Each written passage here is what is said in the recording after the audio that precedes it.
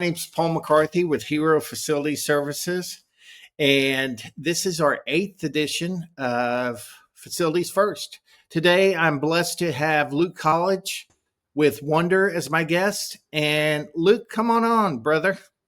Hey, Paul. Thanks for having me. I greatly appreciate it.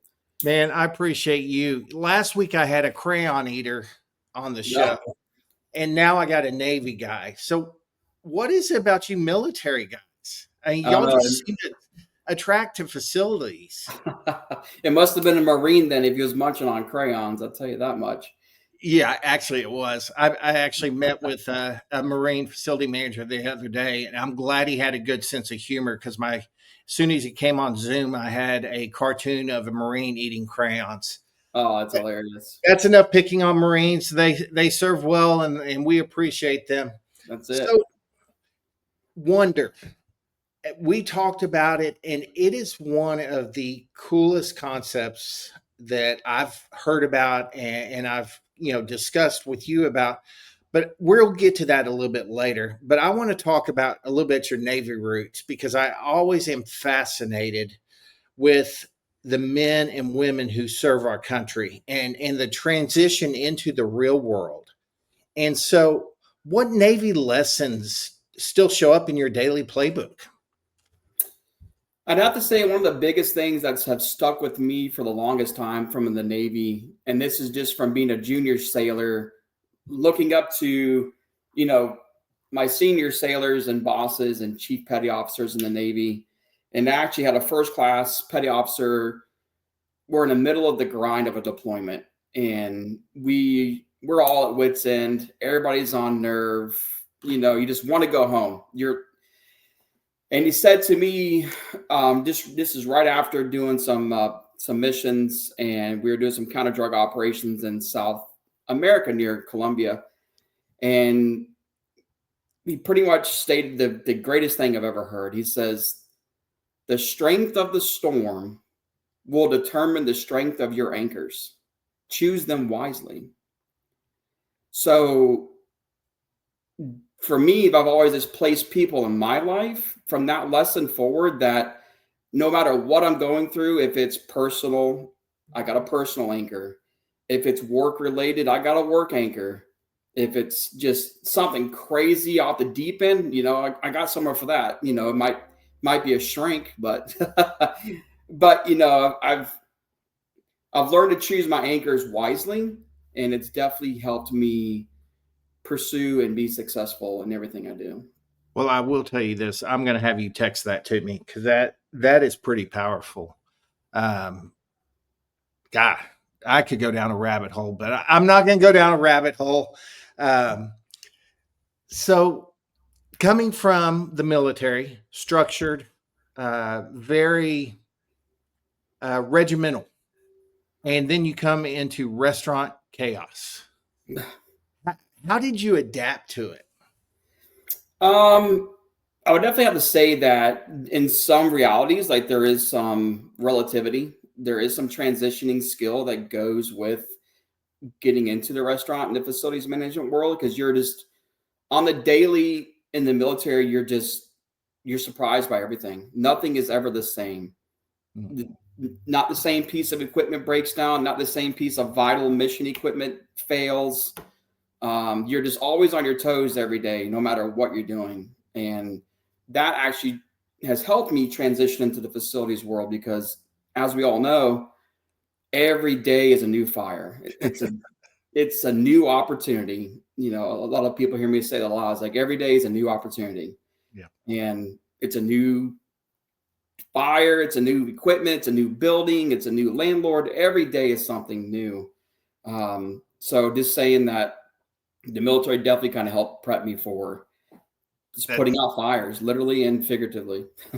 and that's, goes back to one of the reasons why I started Facilities First, because not a lot of people understand the fires that go on behind the scenes for you guys. And I call it Operation Chaos because you have to be cool, calm, and collected on top, but underneath you're paddling like hell. Oh, absolutely. So I always like this, especially with the guys and girls that have been around. So if you had a younger facility manager that you were mentoring, what is rule number one that you're going to pound into their head about facilities and his career path? I definitely say the first thing to learn, which is great, and it's definitely helped me because I had to learn this as a facilities manager, is seek first to listen. Listen to what's going on. Listen to what the GMs are telling you. Listen to your vendors. You listen to anyone and everyone around you, because that is going to be your key to success, is listening first. Even though you think you might have the answer and you just want to introduce it as fast as you can to the conversation or to what the problem's going on, and take lead. Sometimes if you just take that 5 extra minutes to listen, you're going to learn everything you need to know about what's going on in that problem. And then what you thought you knew, you're completely derailed in the other direction. So instead of backpedaling, I definitely would say listen first. And that's a great life lesson, whether it's personal or professional. Is so many times we want to jump in and we want to fix the problem right away, Right. when if we listen, we can usually fix a problem and we won't have to go back and do it twice or three times, because listening is a powerful thing. And the old saying, they gave you two ears and one mouth for a reason. That's it. So you talked about your GMs and your operators, and those people are kind of the heartbeat of your company. And so building relationships with them is very integral to your success and to the company's success. So when you go in and do store visits, when you talk to your GMs, how do you teach them to fight the chaos? So to put them at ease always is, every time facility shows up, I try to at least get their mindset to where there's trust, there's calm. And we're here to help you. And the first thing I say when I walk in the door is, I'm not here to grade you. I'm not here to belittle anybody. I'm not here to tell you you're wrong. I'm here to help you.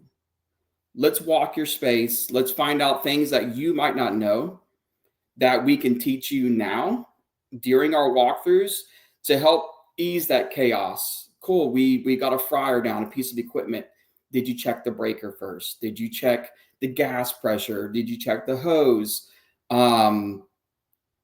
Teaching them the very basis of troubleshooting before and after you get done with the site audit can be crucial to, placing that emergency phone call, or the janitor or the GM's going, hey, Luke, guess what? You never believe it, man. My fryer went down last night, but I got it back up and running because you taught me the basic troubleshooting skills of resetting my pilot, checking the breaker. Those asset skills there really help a GM and a team become successful, because they trust in you and what you say, or I guess you could say your words equal your deeds.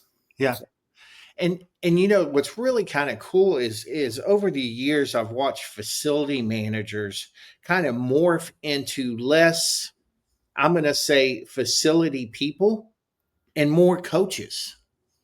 Because when you walk in the store and you teach them those small things, how to go flip a couple breakers, how to, all these little troubleshooting items that a lot of the time in the past, they would call them out and the electrician would get there and go, oh, boom. And now you have a $200 trip charge. And the operators appreciate that because that comes out of their bonus. It's a cost. So the cool thing is watching you guys educate your team and making those deposits with them. And I think that's one of the coolest thing about facility managers now is they really are part of the team. So we're gonna 100%. we're gonna go on. Tell me, you got off the ship and you said, I'm sick of the shiny seas. I'm gonna go do something different. How did you end up in multi-unit facilities? kind of a little bit of a crazy backstory, but not too bad. So I got out the military and I went straight into field service technician working for Whirlpool Corporation as an appliance tech. As I was transitioning out the military, they had a program called TAPS. It was like Transition Assistance Program for service members.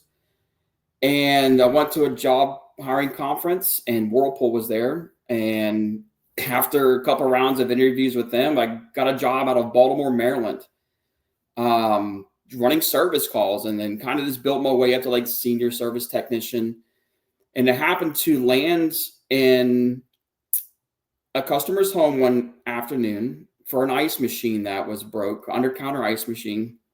And they were calling us for a second opinion. And they're like, hey, look, this guy's saying it's going to cost us, over $1,000 to fix this thing. So just going back to my roots, seeking first to listen. Yeah. And he was like, I was cleaning the ice machine. I put it all back together and it hasn't worked since. Lo and behold, he just put a tube back in backwards and it was just draining. As the tank was filling, it was siphoning out. It was just a little error based on them. And just because of that, and like saving them money and this integrity and just showing them everything, how to do it, it was the owner, Dave DeSoulis of Hope Builders house. And he wasn't there, and it was actually his wife. And then she just kept hounding me. You've got to talk to my husband. You've got to talk to my husband. I just know there's something there for you. You got to talk to him. So just one day out of the blue, talked with him. We kept going to an IHOP. And then one day I showed up for one of our morning meetings at like 7 a.m. Dale Moore and Tim Birdseye were sitting at the table, and I've never met either one of them. And we had talked through. And then shortly after, here I am working for Hope Builders, working under the wing of Dale Moore, who since that date and time has been one of my greatest mentors. He's just an amazing person. And just kind of grew through the ranks there, helped lead and charge the facilities management team there, working in restaurants. We started the hot side division there, working for, Chipotle, Buffalo Wild Wings, Olive Garden, TGI Fridays, just a branch of restaurants, and helping GMs there, like service their equipment, And then the opportunity came, Dale Moore transitioned to Cava as a director of facilities. And he called me up one evening and is like, you ready for your shot?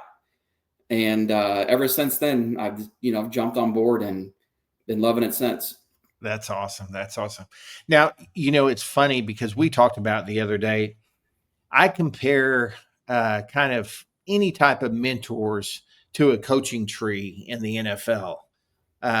And Dale Moore in facilities has a coaching tree that is pretty amazing of the people that he has mentored and he has brought through.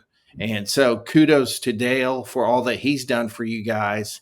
And Dale, you and I have talked one day because everybody says you're a great guy. So, and I know he's going to end up watching this because he watches all his mentees that he's kind of brought through. Indeed. He will watch it. So that's really cool. Let me ask you, this is a fun question because I never know what I'm going to get. Give me a grin or groan story. What is a story of a facility emergency that you had that you either laughed your what off, or you almost cried like a 5-year-old? Oh, man, there's a Rolodex. I'd have to say one of the craziest ones I've ever been a part of, just being directly hands-on. We were opening a restaurant down in just outside of Roanoke, Virginia. And man, this place is in the middle of nowhere. You can't get a service vendor to save your life. It's a 6-hour trip charge there and back. Just a very difficult situation. And we just opened a brand new restaurant and the hot water heater went down. And we just, water heaters down. That's an emergency, not one. We can't close the restaurant. We're not going to close the restaurant. We need to get it fixed and open. So literally throughout the entire day, we finally land a plumber. They get on site and they're like, the Ansel system pull lever channel and the tubing, and behold you, the water heater is not on the floor like a standard restaurant would be. This is 8 feet in the air on a platform, tied into everything. And the Ansel station pull conduit is all right in front of the water heater. Oh my God. So without removing the Ansel system and removing the pull line and everything like that, we wouldn't be able to get the water heater down or get it open, ready for the next morning. So I literally left my home in Mount Airy, Maryland, and drove to Roanoke, Virginia that night. And on the way there, just calling every single person I could possibly imagine, and finally landed at Ansel Tech. And we got down there. We took out the entire ceiling grid. We pulled the Ansel system out, reconfigured it. The plumbers were able to get the water heater out and get it back in and up in operation for the next morning. And I think that whole story, what people don't understand is a closed restaurant isn't just a closed restaurant. It Right. is a lot of money that y'all are losing. And so when those 911 comes in, and especially when your situation, you're in a remote location, I always joked that engineers and architects need to be in the restaurant industry, in a restaurant, and trying to function it before they start drawing plans. Because some of them, you're like, who designed this? No, for sure. And that's why and I think it's a great thing in the facilities industry now is that you're seeing more and more as restaurants are developed and built, the facilities teams are being brought in much sooner than cut date of the drawings. Yeah. It's so nice to be able to be put in there and be like, oh, the mop sink's not going to fit there, or this floor drain's not going to work. You're going to end up putting a POS station right over top of it. Then Yep. it's a drain trap. You're never going to use it. And then like, why does it smell so bad in here? I was like, well, here you go. The trap's dry and it's underneath the POS station that is secured to the floor now. Yep. Yep. And it helps the restaurants last 10 times longer. It really does. And bringing y'all into those conversations, it's practical, it's functional. Y'all understand the operations. And typically, your GMs are going to go, hey, somebody knew what they were doing when they designed this. So that's a neat thing to see it happening over the years. Let's get to my favorite part. So we talked about Wonder the other day. Can you give me a brief overview of Wonder and kind of the concept? Because it's kind of fascinating. Yeah, it's a wonderful place for sure. Wonderful is definitely I would consider it like a hybrid kitchen. It's a one brick and mortar front. And that night when you want to bring the kids out to dinner or you're home and mom is exhausted and she doesn't feel like cooking, but Tommy wants pizza, Jilly wants Mexican food or, a burrito, and, dad wants a steak, you can come to our storefront and order from a platform of restaurants for our hybrid kitchen and order anything and everything the whole family wants at a one-stop shop. And we're able to make it there immediately and as fresh as it were to be made in a restaurant across the street, as if you went to each one individually and picked up your order. So you hear that, parents? No more chicken nuggets. Take them to Wonder and you get whatever you want. You even get a steak. I know that being a dad, I was ending up at McDonald's because the kids wanted chicken nuggets. And I've seen those videos of, never mind, I'll get off track on that. But you told me something else about how it started that was a pretty unique way to start a company. Yeah, it was pretty interesting to learn. And, as I continue to grow my knowledge here at Wonder and a part of this team, they start out with just food trucks. And, most people think like food truck or the nickname gut truck. Um, it's parked at the city block or around the corner and at a construction job site. No, Wonders trucks were great in the aspect of, cool, like we're going to come meal prep for you. We're going to pull up in your driveway, do all your prep, your cook, and deliver it fresh to your door. So that's how Wonder itself was initially started, with like over about 300 food trucks. Wow. Wow. So I'm gonna flip back now that everybody knows a little bit about Wonder. We talked the other day actually about preventive maintenance and how important it is. And a lot of times operators have to be educated on preventive maintenance because they just see it as a P&L line that they're giving money away. How do you educate your operators on preventive maintenance and the benefits of it? So it always starts out, that's a great topic too, because most time it just starts out with suppression systems. That's just in general. We have to have that preventive maintenance done there. And 9 times out of 10, a GM sometimes won't realize the severity of that preventative maintenance until that fire marshal's knocking at the front door saying, may I come in for the inspection? And then hit them with a list of items and penalties.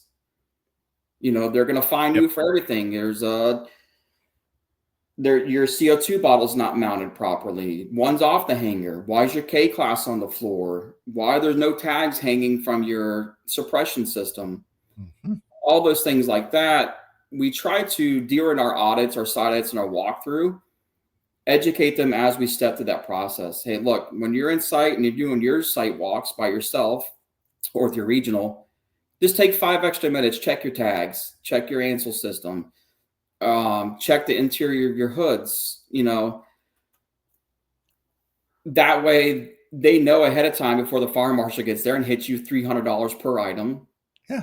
Because that's when they really realize it. It's like, oh crap, not only am I out of sync with my permanent maintenance, my tags are missing. Now I got to pay extra to fulfill the penalties and everything else like that.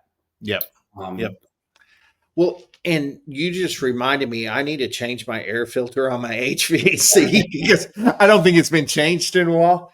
But that's one of your biggest assets for the restaurant is your HVAC. And preventive maintenance can give you what, 3 to 5 years, 30%, extra life out of a unit. And those are pretty dang expensive. Yeah, out of minimum. Yeah. Yeah. So I need to go change my filter soon after the show. So let me ask you this, coming from the vendor side. We talked about relationships and we talked about having somebody you can trust. What do you look for in a partner? So if I'm just searching my vendors and we're meeting in person and we're just getting on track, the first thing I try to get out of them is transparency, and honesty up front as much as possible. And my favorite question to ask a vendor is, what are your weakest points? Where are you not good serving? Because if we both know where you're not good, we'll both be successful in the long run. For everything that we do together, I know you'll be successful because I'm not going to give you your weak points. Yep. I'm not going to send you for that P1 for electrical outlets blown when you told me, last week that, look, we're horrible in Massachusetts with electricians, but I'm amazing in New York. Well, I'm not going to send you to Mass. I'll send you to New York. Yep. Exactly. Those bases, let me know where you fail and we'll make sure we're both successful. Off the record, but actually on LinkedIn Live, how many salespeople say, "Oh, we don't have a weakness"? It's funny. There's a lot, and as I say, transparency is key. I'm very transparent as well. There is a whole lot, but you eventually get it out of them. Yeah. You just let, as soon as you tell them, is like, in order for me to be successful, you need to be successful. And as soon as you kind of, fulfill them, make them comfortable, then like, oh, well, actually over in this state, we're pretty bad at this, Um, but it does come out. But yeah, you're right. It's definitely a lot of, you know, just dressing up a pig in lipstick. We're amazing. We don't do anything wrong. We got everything covered, Yep. and it It's all comes out. it's like I told you the other day is everybody can sell on features and benefits. That's it. And and that's just I'm relational, and that's why I like it better, because everybody's going to say, "Oh, we're the best at everything," but is that person going to answer the phone at Saturday at 5 o'clock when that HVAC goes down? Is that person going to do everything they can to get somebody out on a 2 hour priority? Are they going to, are they going to be a true partner to you? Are they going to look at your invoices and not send you crazy pricing just because they know the name Wonder? So it's all about give and take in the facilities industry, 100%. and that's what I love about getting to meet all you guys and girls is is building that relationship. And I always tell people, I said, you may not be a customer tomorrow or the next year, but there'll be an emergency where you go, I'm calling Paul. That's it. And usually that's no pun intended. That's when the hero comes out. So I'm going to ask you I'm giving you a little bit longer because this is a fun question. And I end every show like this. So, what is the one question that I did not ask you today, but I should have asked you? And why? Hmm. Yeah, that's a great way to end the show, right? Ah, man. I had to think on that one. So let's see. A question that you should have asked me that you didn't. Hmm.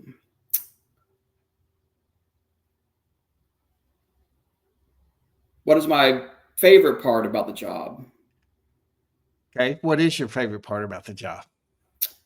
I'd have to say my absolute favorite part of the job is the reward of being on the phone with the GM or just that staff members who's calling you at 2 in the morning and the fire's blazing and they're in the deepest moments of, I don't know what to do and I can't figure it out. And recalling on our facility strengths in the moment and the know-hows and the do's and the don'ts, and walking them out of the fire, getting them to safety mentally and sometimes physically. But Mhm. when they're just in sheer panic mode, and being able to calm them down and get them to a breathing, understanding, and then they just come back with that gratefulness and thank you, and they'll remember it forever, and that kind of thing, that really excites me, is like when we're able to help operations just calm the chaos. At the end of the day, it's just that carousel of chaos. The timer's up. Boop. The carousel stops. Let's all get off the ride, at least for Yep. tonight. And tomorrow's a new day. That's and that's what I'm seeing more with facility managers is there really is a pride with taking care of their operators, because their operators become family to them, and they want them to succeed. And so those late night calls, and when you can, I'm going to end it on a dad joke, but when you can calm the seas, That's it. uh, it's rewarding. So I know you're a busy man. You've probably had your phone go off about 20 times already, and there's pipes bust somewhere, or there's a HVAC out. So I'm going to let you run. But Luke, once again, thank you for your service. I appreciate you Well, coming thank on you. Facilities First, and I look forward to talking to you soon. Yeah, absolutely, All right, Paul. Thank you guys. so much. I appreciate you. Bye, guys. All right, take care.